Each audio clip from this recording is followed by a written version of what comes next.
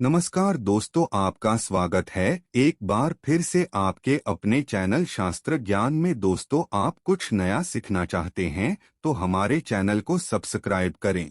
दोस्तों, अक्षय तृतीया एक ऐसा पर्व है जो हम दीपावली की तरह बड़े ही धूमधाम से मनाते हैं। दोस्तों, अक्षय तृतीया को गर्मियों का धनतेरस कहा जाता है। कहा जाता है वैशाख की तरह कोई माह नहीं, सतयुग की तरह कोई युग नहीं, वेद की तरह कोई शास्त्र नहीं और गंगा की तरह कोई तीर्थ नहीं, और इसी तरह अक्षय तृतीया की तरह कोई दूसरी तिथि नहीं। अक्षय यानी कि कभी ना नष्ट होने वाली तिथि, और अक्षय तृतीया को सर्वश्रेष्ठ मुहूर्त कहा गया है। शास्त्रों में इस तिथि को स्वयं सिद्ध मुहूर्त माना गया है। अक्षय तृतीया पर सुख समृद्धि के लिए सोना चांदी खरीदना शुभ माना जाता है। इस दिन सोना चांदी हीरा खरीदने से हम हमेशा के लिए अक्षय होते हैं, इसलिए इसे समृद्धि देने वाली तिथि भी कहा जाता है। तो दोस्तों, आज हम बात करेंगे अक्षय तृतीया कब है, 10 मई या 11 मई, और साथ ही जानेंगे अक्षय तृतीया का पर्व इतना महत्वपूर्ण क्यों कि इसे गर्मियों की धनतेरस कहा जाता है। इसके शुभ योग, पूजा विधि के बारे में, इस दिन क्या करें क्या ना करें, इस दिन किस चीज की खरीदारी करनी चाहिए, और इस दिन किए जाने वाले कुछ चमत्कारी उपायों के बारे में आज की वीडियो में हम आपको अक्षय तृतीया से संबंधित पूरी जानकारी देने वाले हैं। आपको कहीं और जाने की जरूरत नहीं है। बहुत शर्त यह है कि आपको वीडियो पूरा देखना है, बिल्कुल भी बीच में स्किप करके नहीं देखना है, क्योंकि आधा अधूरा ज्ञान हमेशा हानिकारक होता है। तो उम्मीद करते हैं आप इस वीडियो को पूरा जरूर देखेंगे, किंतु वीडियो को शुरू करने से पहले आप इस वीडियो को लाइक जरूर कर दें। दोस्तों, हमारे शास्त्रों में 3 अबूझ मुहूर्त बताए गए हैं, जिस दिन आप किसी पंडित, किसी ज्योतिष से पूछे बिना कोई भी शुभ कार्य हो, 16 संस्कार हो कर सकते हैं। सबसे पहला चैत्र शुक्ल पक्ष की प्रतिपदा यानी गुड़ी पड़वा, दूसरा विजयदशमी, तीसरा अक्षय तृतीया यानी आखा तीज का दिन, और चौथा शुक्ल कार्तिक शुक्ल पक्ष, चंद्रमा का आधा भाग। इन तिथियों पर सूर्य और चंद्रमा अपनी उच्च राशियों में रहते हैं, और इन्हीं तिथियों से सतयुग हो, द्वापर, त्रेता हो, इनकी शुरुआत की गणना की गई है। इन्हें चिरंजीवी तिथि भी कहते हैं, क्योंकि खास रूप से आखा तीज को अष्ट चिरंजीवियों में से एक भगवान श्री परशुराम जी का जन्म इसी दिन हुआ था। धर्म की रक्षा के लिए भगवान विष्णु ने अनेक अवतार लिए, जिसमें नर नारायण, हरिगिरि, परशुराम, 3 अवतार, पवित्र अवतार, अक्षय तृतीया को ही उदय हुए। अक्षय तृतीया के दिन माता गंगा का पृथ्वी पर अवतरण हुआ था, और गंगा के अवतरण से राजा सागर के 60,000 पुत्रों को मुक्ति मिली थी। और मां पार्वती जी ने आज दिन ही देवी अन्नपूर्णा का अवतार लेकर भगवान शिव को भिक्षा दी थी। माता अन्नपूर्णा ने इसी दिन समस्त विश्व के भरण पोषण का भार भी संभाला था। धन धान्य की प्राप्ति के लिए किए जाने वाले कनकधारा स्तोत्र की रचना भी आदि शंकराचार्य के द्वारा इसी दिन की गई थी। आज के खास दिन ही कृष्ण सुदामा का मिलन हुआ था, और महाभारत के अनुसार अक्षय तृतीया के दिन ही भगवान श्री कृष्ण ने की पत्नी द्रौपदी को पांडवों के अज्ञातवास के दौरान अक्षय पात्र भेंट किया था। अक्षय पात्र की विशेषता थी कि इसमें भोजन कभी खत्म नहीं होता था। जितनी मात्रा में जितना भोजन चाहिए, चमत्कारिक ढंग से प्राप्त होता था। अक्षय तृतीया दिन ही वह खास अवसर था जिस दिन महर्षि वेदव्यास जी ने महाभारत लिखना शुरू किया था, और महाभारत में ही श्रीमद्भागवत गीता भी समाहित। और इस दिन यदि आप गीता जी में समाहित 18वें अध्याय का पाठ करते हैं तो इससे अक्षय पुण्य की प्राप्ति होती है। इस दिन महाभारत की लड़ाई खत्म हुई थी। इसी दिन से सतयुग और त्रेता युग की शुरुआत भी हुई थी। वही मान्यताओं के अनुसार इसी दिन पर द्वापर युग का समापन भी हुआ था। और इसी दिन अक्षय तृतीया के बारे में जब युधिष्ठिरा ने भगवान कृष्णा से पूछा था, तो भगवान कृष्णा ने उन्हें इसके महत्व को बताया था। श्री कृष्णा जी युधिष्ठिरा को बताया कि अक्षय तृतीया के दिन जो भी रचनात्मक और सांसारिक कार्य किया जाएगा, उसका शुभ परिणाम व्यक्ति को प्राप्त होगा। तो चलिए जानते हैं, साल 2024 में अक्षय तृतीया की तिथि कब है।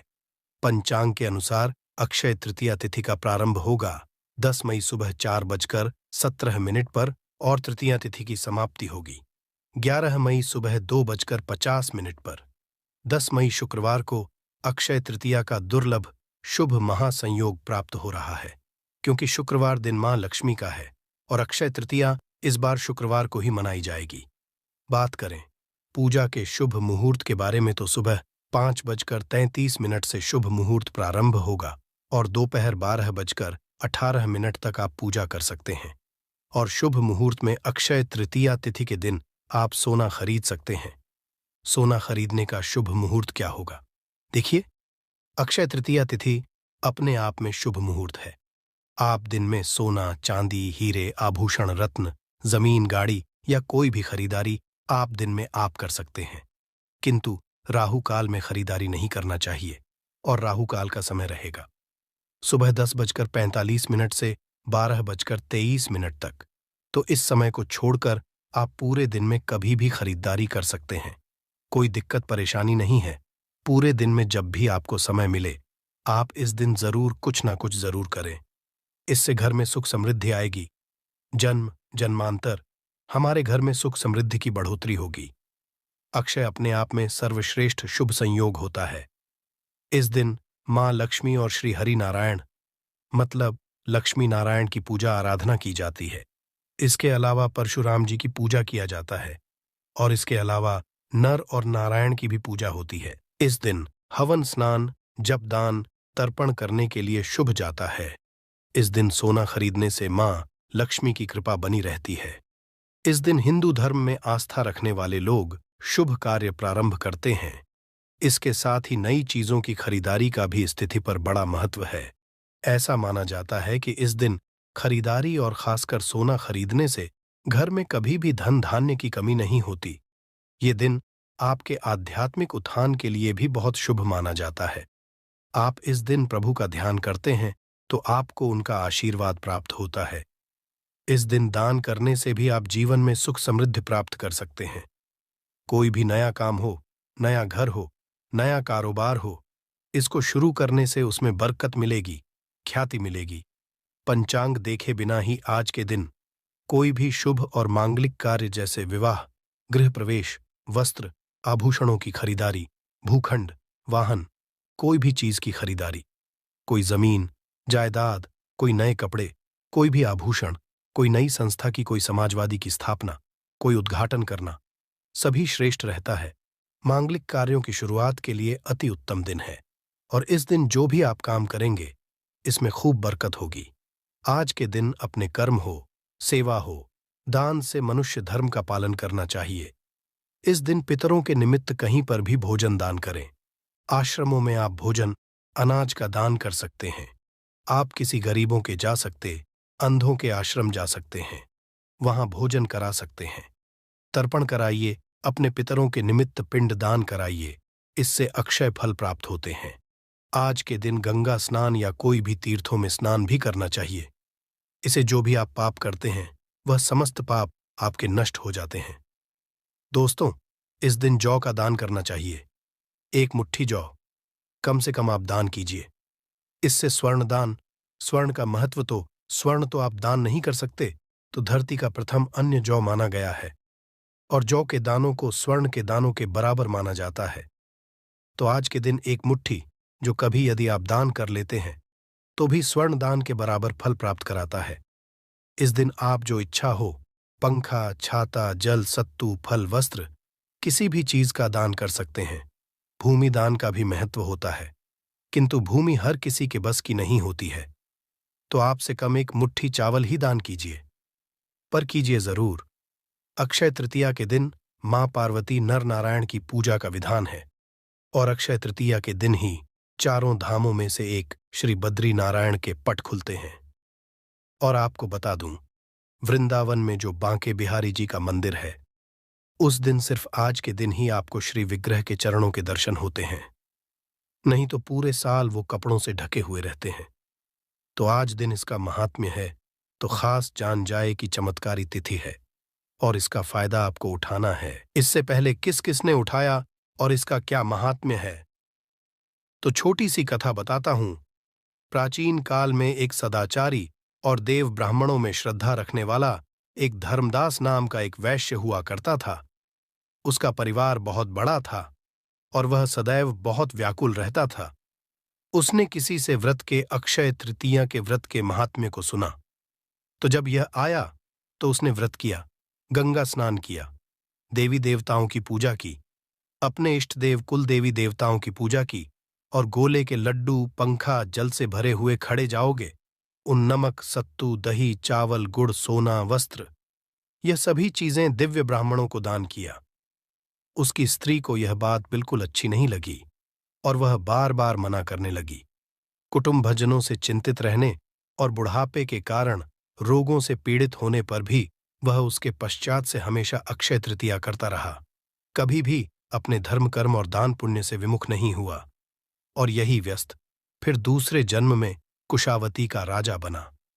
अपने अक्षय तृतीया के जो दान का प्रभाव था, उसकी वजह से वह बहुत धनी और प्रतापी बना और वैभव संपन्न होने पर भी उसकी बुद्धि कभी धर्म से विचलित नहीं हुए। और इसलिए यह भी जाता है कि आज के दिन जो भी मनुष्य दान करता है वह पुण्य को प्राप्त करता है और उसका अगला जन्म बहुत ही पुण्यमय होता है। साथ ही साथ यह खास दिन में आप अपने जो स्वजन हैं, जो पुत्रगण हैं, उनके द्वारा यदि कोई पाप किया गया है, जाने अनजाने अपराध है, या फिर आपने स्वयं नहीं, आपके परिवार में किसी ने जाने अनजाने अपराध किया है, तो सच्चे मन से इस दिन ईश्वर से आप क्षमा प्रार्थना करते हैं, तो भगवान आज के दिन सभी के अपराधों को क्षमा करते हैं और आपको सद्गुण प्रदान करते हैं। अब हम जानेंगे अक्षय तृतीया की पूजा विधि। इसके लिए ब्रह्म मुहूर्त में उठकर स्नानादि से निवृत्त होकर सूर्य नारायण को जल अर्पित करना चाहिए। अपने घर के मंदिर में आप चौकी लगाकर पूजा कर सकते हैं या अपने नजदीक के कोई भी श्री हरिनारायण के मंदिर में कलश की स्थापना करके संपन्न कर सकते। अक्षय तृतीया की पूजा आराधना में कलश की स्थापना का अत्यंत महत्वपूर्ण स्थान है। मतलब आप कलश स्थापना के बगैर अक्षय तृतीया की पूजा विधि को संपन्न नहीं कर सकते हैं। कलश की स्थापना करके विधि विधान से लक्ष्मी नारायण की पूजा करके, धूप दीप अर्पित करके महालक्ष्मी और श्री हरि विष्णु के मंत्रों का जाप जरूर करना चाहिए। खीर का भोग अर्पित करें। सफेद या दूध से निर्मित का भोग लगाना उत्तम होता है। अपने सामर्थ्य के अनुसार और सच्ची श्रद्धा भक्ति से आपको भोग लगाना चाहिए। श्री हरि नारायण आपके भोग को जरूर ही स्वीकार करेंगे। इसके पश्चात आप आरती करके क्षमा याचना कर लीजिए। क्षमा याचना करना अत्यंत आवश्यक होता है, क्योंकि यदि हमारे से पूजा में कोई भी भूल चूक गलती होती है, उसे हमें तत्काल पूजा के समय पूजा आरती करने के पश्चात भगवान जी से क्षमा याचना मांग लेते हैं, तो हमारी पूजा में जो भी गलत हुई है, भूल चूक हुई है, उसके लिए हमें प्रभु जी जरूर क्षमा कर देते हैं। अक्षय तृतीया में दान पुण्य का अत्यंत महत्वपूर्ण स्थान है। आप किसी भी चीज का दान कर सकते हैं, जो भी आपका सामर्थ्य है उसके अनुसार आप दान कर सकते हैं, किंतु इस दिन जल से भरा कलश जरूर दान करना चाहिए। एक कलश में जल भरकर उसमें थोड़ी चीनी, शक्कर डालकर मीठा जल करके किसी भी ब्राह्मण को दक्षिणा के साथ दान कर देना चाहिए। इससे आपके जीवन सुख समृद्धि आएगी। साथ ही आपके जीवन में यदि आर्थिक तंगी है तो उससे भी छुटकारा आपको मिल जाएगा। तो अब जानते हैं इस दिन क्या करना चाहिए। दोस्तों, अक्षय तृतीया का दिन मां लक्ष्मी को प्रसन्न करने का दिन कहा जाता है।